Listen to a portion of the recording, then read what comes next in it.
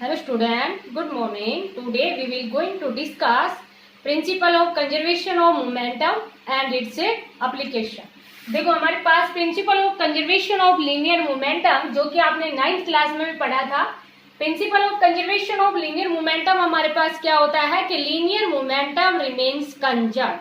जितना initial momentum होता है उतना ही बॉडी का फाइनल मोमेंटम होता है। Means according to this principle क्या कह देंगे, फॉर एन आइसोलेटेड सिस्टम जो वेक्टर सम है linear momentum of the bodies of the system remains conserve. Means उसके बाद में जब कंजर्व हो गया तो कोई भी एक्शन एंड रिएक्शन का उसके ऊपर कोई इफेक्ट नहीं पड़ेगा, क्योंकि जो हम principal of conservation of linear momentum जब लेके चलते हैं, जो कि आपने 9th क्लास में भी पढ़ा था कि action is equal to minus reaction हमने लेके चले थे, तो हमारे पास क्या आ गया था कि जितना इनिशियल मोमेंटम था उतना ही फाइनल मोमेंटम आ गया था। अब हम इसको दूसरे वे से भी कर सकते हैं जो कि बहुत ही सिंपल सा है, ये शो करना कि जितना इनिशियल मोमेंटम है उतना ही फाइनल मोमेंटम है, तो क्या कह देंगे कि मोमेंटम रिमेन्स कंजर्व। तो उसके लिए हम मान लेंगे, let us consider two bodies मान लेंगे A and B. Let us consider, बहुत ही सिंपल सा आर्टिकल है, let us consider two bodies A and B having जो इनिशियल मोमेंटम है ना दोनों का, having initial momentum PA and PB। Initial momentum है वो कितना ले लिया, PA and PB। After some time they collide to each other and this collision is at for time del t। क्या लिखेंगे, after some time they collide to each other। कुछ देर बाद में क्या किया उन्होंने, जो बॉडीज थी वो आपस में क्या करने लगे, कोलाइड कर गई। after some time they collide to each other and this collision at for time del t and this collision is at 4 time del t। तो according to law of conservation of according to Newton second law of momentum, Newton का जो second law of momentum था उसमें हमारे पास क्या था कि जो फोर्स है वो किसके इक्वल था, rate of change of momentum के इक्वल था ना। तो देखो यहाँ पर मान लीजिए पहले हमने क्या मान लिया, दो बॉडी मान ली ए एंड बी, जिनका इनिशियल मोमेंटम था वो हमारे पास कितना है, पी एंड बी भी। वो बॉडी है वो मूव कर रही है, तो after some time they collide to each other and after collision, और जो कोलिजन हो रहा है वो डेल टाइम, जो बहुत ही शॉर्ट टाइम के लिए हो रहा है, मींस जिस टाइम को हमने क्या ले लिया, डेल टी। ठीक है बेटा। तो according to Newton second law, according to Newton second law of motion, Newton के सेकंड लॉ ऑफ मोशन के अकॉर्डिंग क्या होता है कि फोर्स इज इक्वल टू क्या होता है, rate of change of a momentum. ठीक है बेटा। तो हम क्या लिख देंगे, फोर्स मल्टीप्लाई टाइम किसके इक्वल है, चेंज इन ए मोमेंटम के इक्वल है। Force multiply time is equal to change in a momentum. अब हम मान लेंगे कि जो फोर्स है वो हमने मान लिया कि एफ ए बी फोर्स, क्योंकि दो बॉडी है, एक ए बॉडी है दूसरी हमारे पास क्या है, बॉडी बी है। तो एफ ए बी है वो हमारे पास फोर्स है, is force on A due to B. Means ये एफ ए बी फोर्स है, ये एक्सर्टेड है किसके ऊपर, is force on A body के ऊपर है, एक्सर्टेड बाई, या ड्यू टू बी लिख दो या क्या लिख दोगे, एक्सर्टेड बाई बी। किसके द्वारा किया गया है, बी के द्वारा। सिमिलरली एफ बी ए है वो फोर्स है किसके ऊपर, बी के द्वारा, बी के ऊपर एक्सर्टेड बाई, कौन एक्सर्ट कर रहा है, ए। मीन्स जैसे कि टू बॉडीज थी हमारे पास जिनका इनिशियल मोमेंटम अभी आपको बताया, पी एंड पी भी ले लिया, after some time they collide to each other. ये बात आपको समझ आई गई होगी कि टू बॉडीज हैं A and B, after some time they collide to each other. अब जब कोलाइड करेंगी तो they exert force on each other, एक दूसरे के ऊपर फोर्स लगाएंगी। तो वो फोर्स हमने मान लिया, एफ ए बी हमने फोर्स ले लिया, is force on A exerted by B and F B A है वो फोर्स ले लिया बी के ऊपर एक्सर्टेड बाई ए के द्वारा एक्सर्ट किया गया है एफ बी ए और बी के द्वारा एक्सर्ट किया गया है ए के ऊपर, वो हमने क्या ले लिया एफ ऑफ ए बी। समझ में आ गया होगा बेटा इतना। अब देखो फोर्स को जब टाइम से मल्टीप्लाई करते हैं तो हमारे पास क्या आता है, चेंज इन मोमेंटम आता है। तो जैसे कि यहाँ पर हमने फोर्स को मल्टीप्लाई कर दिया, फोर्स को मल्टीप्लाई किया किससे, बहुत ही स्मॉल टाइम की बात कर रहे थे ना, इसलिए ये हमने क्या ले लिया डेल टी ले लिया और ये किसके इक्वल आ जाएगा, change in linear momentum of A, change in linear momentum of A, क्योंकि एफ ए बी फोर्स अभी बताया ना ए के ऊपर है एक्सर्टेड किसके द्वारा है, बी के द्वारा, तो चेंज इन लीनियर मोमेंटम किसका होगा, ए का। सिमिलरली हम क्या लिख देंगे, F of B A multiply del T, इसको क्या लिख देंगे, change in linear momentum of A B. अब change in momentum after collision momentum हम मान लेते हैं, पहली बॉडी का कितना मान लिया पी ए डैश एंड दूसरी बॉडी का जो मोमेंटम है वो हमने कितना मान लिया पी बी डैश। तो ये जो वैल्यू है ना हमारे पास F of A B multiply del T किसके इक्वल लिखा, change in linear momentum of A. तो लीनियर मोमेंटम ए का कितना चेंज हुआ, final momentum minus initial momentum. समझ में आया बेटा, F of B A multiply del T is equal to change in momentum of B, और change in momentum of B को हम क्या लिख देंगे, P B dash minus P P. समझ आया बेटा। According to Newton third law, क्योंकि जब वो कोलाइड करती हैं तो they exert force on each other, और जब एक दूसरे के ऊपर फोर्स लगाती हैं, क्योंकि single force never exist in nature, force is always exist in pairs. ये हमने किस में डिस्कस किया था, Newton's third law of motion के अंदर, Newton's third law of motion के अंदर। तो according to Newton's third law of motion, third law of motion में क्या कहेंगे, action is equal to minus opposite of a reaction. Means यहां पर हम क्या कह देंगे कि F of A B is equal to minus F of A B A. समझ आया बेटा। अब देखो यहाँ पर एफ ऑफ ए बी किसके इक्वल है, इसको क्या लिख देंगे, P A dash minus P A divide by del T, और एफ ऑफ बी ए को क्या लिख देंगे, P B dash minus P B divide by del T. समझ में आ गया होगा बेटा इतना।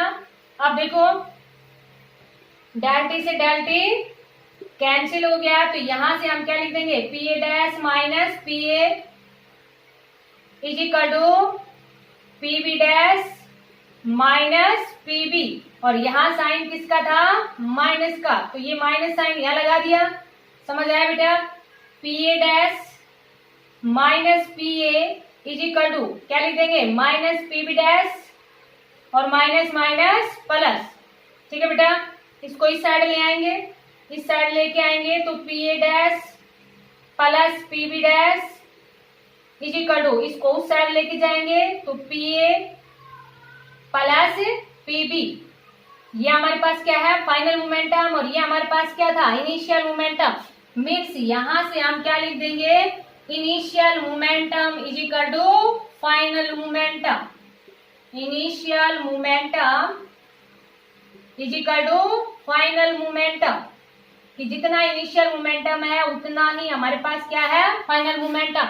मोमेंटम रिमेन्स कंजर्व्ड, इसको हम क्या कहेंगे, principal of conservation of linear momentum. शायद आपको समझ आ गया होगा, 9th क्लास में भी पढ़ चुके हैं हम ये, अभी दूसरे वे से कर दिया, क्योंकि 9th क्लास में हम वो वाला लेते थे, action is equal to minus of reaction, इसमें भी लिया था वो तो, लेकिन वहां पर हम सिंपल वे से करते थे। ये भी हमारे पास सिंपल ही है, तो आप कोई भी मेथड से आप कर सकते हैं, 9th वाले से भी कर सकते हैं और अभी जो बताया उससे भी आप कर सकते हैं। तो ये था हमारे पास principle of conservation of a momentum. अब हम बात करते हैं इसके एप्लीकेशन की बात करते हैं।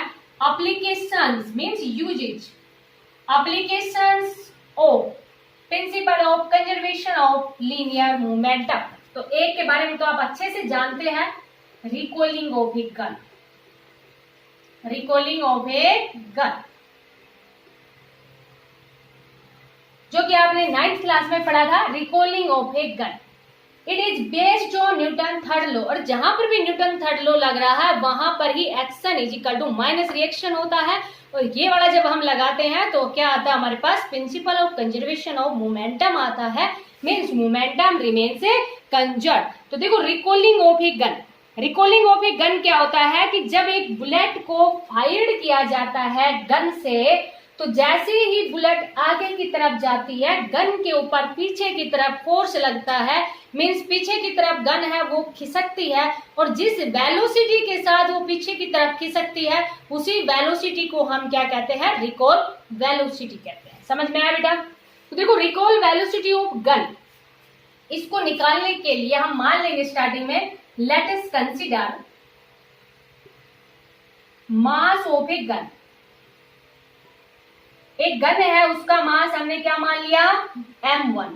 वेलोसिटी ऑफ गन, कौन सी velocity, recoil velocity of gun, means कितनी वेलोसिटी के साथ वो पीछे की तरफ जाती है, कितना मान लिया, v1।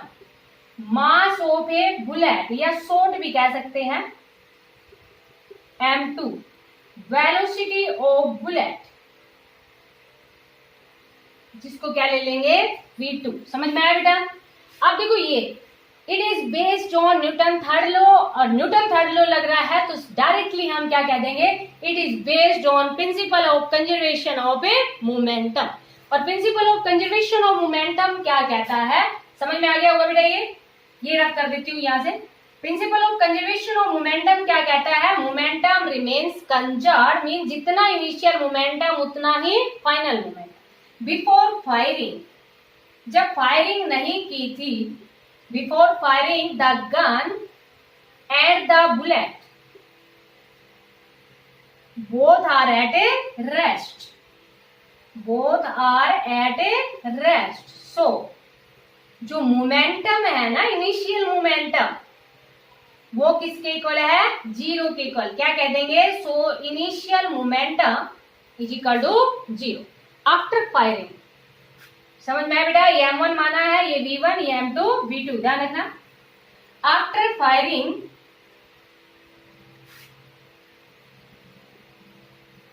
जो मोमेंटम है वो हमारे पास क्या हो जाएगा, momentum is equal to product of mass and velocity. ये तो किसका हो गया हमारे पास, गन का, और ये हमारे पास किसका हो गया, बुलेट का। तो after firing the final momentum of gun and a bullet कितना हो गया बेटा, m1 v1 plus m2 v2। It is based on principle of conservation of momentum, और मोमेंटम रिमेन्स कंजर्व। तो यहां से हम क्या लिख देंगे, according to law of conservation of momentum, according to law of conservation of a momentum, initial momentum is equal to final momentum, is equal to final momentum। Initial momentum कितना है, zero. Final momentum कितना है, m1 v1 plus m2 v2। ठीक है बेटा, समझ में आ रहा होगा? बहुत ही सिंपल सा टॉपिक है। तो यहां से हमारे पास क्या आ गया, m1 v1 is equal to minus m2 v2। तो v1 इज इक्वल टू कितना आ गया, minus m2 v2 divide by m1। ये हमारे पास क्या है, recall velocity of a gun. यहाँ पर हमारे पास साइन किसका आया है, माइनस का। Negative sign indicated that the direction of velocity of gun is opposite to the direction of velocity of a bullet। कि जैसे कि अगर बुलेट हमारे पास फॉरवर्ड डायरेक्शन में जाएगी तो गन है उसके ऊपर जो फोर्स है वो कौन सी डायरेक्शन में लगेगा, बैकवर्ड डायरेक्शन में लगेगा। या नेगेटिव साइन का मतलब क्या है कि the direction, the negative sign indicates that the direction of velocity of gun is opposite to the direction of a bullet या velocity of a bullet। समझ में आया बेटा? बुलेट अगर फॉरवर्ड डायरेक्शन में है तो गन है वो रिकॉल्स होगी, मींस गन के ऊपर जो फोर्स है वो कौन सी डायरेक्शन में लगेगा, बैकवर्ड डायरेक्शन। तो ये हमारे पास क्या था, रिकॉल वेलोसिटी ऑफ गन, और it is based on principle of conservation of momentum. बहुत ही सिंपल से न्यूमेरिकल है कि जैसे कि मान लीजिए हमें मास ऑफ गन भी पता है, मास ऑफ बुलेट भी पता है, वेलोसिटी ऑफ बुलेट भी पता है, तो डायरेक्ट फॉर्मूले डायरेक्ट इसके अंदर वैल्यू पुट करेंगे तो यहां से हमारे पास रिकॉल वेलोसिटी ऑफ गन आ जाएगी, और जो रिकॉल वेलोसिटी ऑफ गन आएगी ये हमारे पास नेगेटिव साइन में आएगी, मीन्स इतनी वेलोसिटी के साथ गन है वो पीछे की तरफ पे मूव करती है। ध्यान रखना बेटा, यहाँ पर हमने मास ऑफ गन को m1 माना है, वेलोसिटी ऑफ गन को v1 माना है, रिकॉल वेलोसिटी ऑफ गन को v1 माना है, तो आप कंफ्यूज मत होना। इनको आप यहाँ पर आप m1 v1 मान सकते थे, मीन्स बुलेट के मास को आप m1 मान सकते थे, और जो गन है उसके मास को आप m2 मान लेते, तो फिर ये आपके पास m1 की जगह m2 आ जाता, v1 की जगह v2 आ जाता। तो इसमें आप कंफ्यूज मत हो जाना, ठीक है बेटा। जैसे आप कंसिडर करते हो उसके अकॉर्डिंग आपके पास ये फॉर्मूला आ जाएगा। तो ये हमारे पास बेस्ड है, ये मीन्स एप्लीकेशन है किसकी, principal of conservation of a momentum की, ठीक है बेटा। तो और भी एप्लीकेशन है हमारे पास principle of conservation of momentum की, जैसे कि हमारे पास क्या है, flight of rocket and jet plane, जो कि हमने Newton third law of motion में भी डिस्कस किया था। न्यूमेरिकल्स आपको इसी पे करना है, काफी ज्यादा न्यूमेरिकल्स है। सेकंड जो एप्लीकेशन है वो हमारे पास क्या है, flight of a rocket, flight of a rocket and jet plane. देखो ये जो flight of rocket and jet plane की बात कर रहे हैं ना बेटा, जेट प्लेन की, तो देखो इनमें हमारे पास क्या होता है, रॉकेट का प्रोपल्सन हमारे पास नेक्स्ट टॉपिक ही रहेगा कि जब ये रॉकेट और जेट प्लेन की बात करते हैं तो रॉकेट के अंदर के, जैसे कि रॉकेट का हम डिस्कस करेंगे डिटेल से, तो रॉकेट के अंदर काफी ज्यादा फ्यूल है, वो जब बर्न होता है मीन्स एस्केप गैसेज निकलती हैं, वो एस्केप गैसेज जब बैकवर्ड डायरेक्शन में निकलती हैं मीन्स पीछे की तरफ, और वही क्या करती हैं आगे फोर्स लगाती हैं, जिसके कारण रॉकेट है वो उसका मीन्स प्रोपेगेट करता है, मीन्स प्रोपल्सन पढ़ेंगे हम, प्रोपल्सन ऑफ ए रॉकेट। तो यहाँ देखो इसमें हमारे पास जैसे कि जो रॉकेट के अंदर बहुत सारा जो फ्यूल बर्न होता है, तो जो धुआं है ना में जो गैसेज है वो एस्केप होती है, और वही गैसेज है वो फोर्स लगाती हैं फॉरवर्ड डायरेक्शन में, मीन्स जितना ज्यादा स्टार्टिंग में फ्यूल बर्न होता है उतनी ही गैसेज एस्केप होती हैं, और उतना ही ज्यादा फोर्स है वो फॉरवर्ड डायरेक्शन के अंदर लगता है। तो it is based on principle of conservation of a momentum, ठीक है बेटा। और जैसे कि हमारे पास क्या होता है, जैसे अभी हमने रिकॉल वेलोसिटी ऑफ गन की बात कर रहे थे, तो जब गन को मीन जो बुलेट है उसको फायर करते हैं तो क्या होता है कि जो गन है उसको बहुत ही टाइटली पकड़ा जाता है, शोल्डर से लगा के बहुत ही टाइटली पकड़ा जाता है। क्यों पकड़ा जाता है, क्योंकि जैसे ही बुलेट आगे की तरफ जाती है तो गन के ऊपर पीछे की तरफ फोर्स लगता है, और जब पीछे की तरफ फोर्स लगेगा तो वो कहीं हाथों से छूट ना जाए, इसलिए क्या करते हैं कि जो जब फायरिंग करते हैं तो गन को बहुत ही ज्यादा टाइटली पकड़ते हैं, किससे, शोल्डर से। व्हेन या during firing the gun is, या जो गन है उसको बहुत ही टाइटली मीन्स, जैसे कि हम इसमें क्या लिख देंगे कि बिफोर या while firing the gun must be held tightly to the shoulder, means बहुत ज्यादा टाइटली उसको ऐसे कंधे से लगा के पकड़ा जाता है ताकि वो गन हाथ से ना छूटे, नहीं तो उसके ऊपर इतना ज्यादा बैकवर्ड डायरेक्शन के अंदर फोर्स लगता है कि कहीं वो छूट ना जाए। तो ये भी आपके पास बेस है किसके ऊपर, principal of conservation of a momentum, ठीक है बेटा। और एक जैसे कि एक्सप्लोजन ऑफ बम्ब की बात करते हैं, एक्सप्लोजन ऑफ ए बम्ब। देखो एक्सप्लोजन ऑफ बम्ब ये हमारे पास क्या है कि जैसे स्टार्टिंग में एक बम्ब है तो उसके अंदर बहुत सारे, एक बम्ब के अंदर बहुत सारे पार्टिकल्स हैं, तो स्टार्टिंग में जब बम्ब है उसको मीन्स जैसे कि बम्ब को अभी नहीं छुड़ाया, उसका एक्सप्लोजन नहीं किया है, तो स्टार्टिंग में मोमेंटम कितना है, 0। और आफ्टर एक्सप्लोजन बहुत सारे पार्टिकल्स हैं, जैसे कि पार्टिकल्स हैं उनके मास हमने मान लिया m1 m2 m3 और कितने भी पार्टिकल हो सकते हैं। तो जब एक्सप्लोज करते हैं ना तो कोई पार्टिकल किधर चला जाता है, कोई इधर चला जाता है, कोई इधर चला जाता है, और momentum is a vector quantity. तो बिफोर जब एक्सप्लोजन हमारे पास जो टोटल मोमेंटम था वो 0 था, तो आफ्टर एक्सप्लोजन भी मोमेंटम कितना रहेगा, 0 ही रहेगा।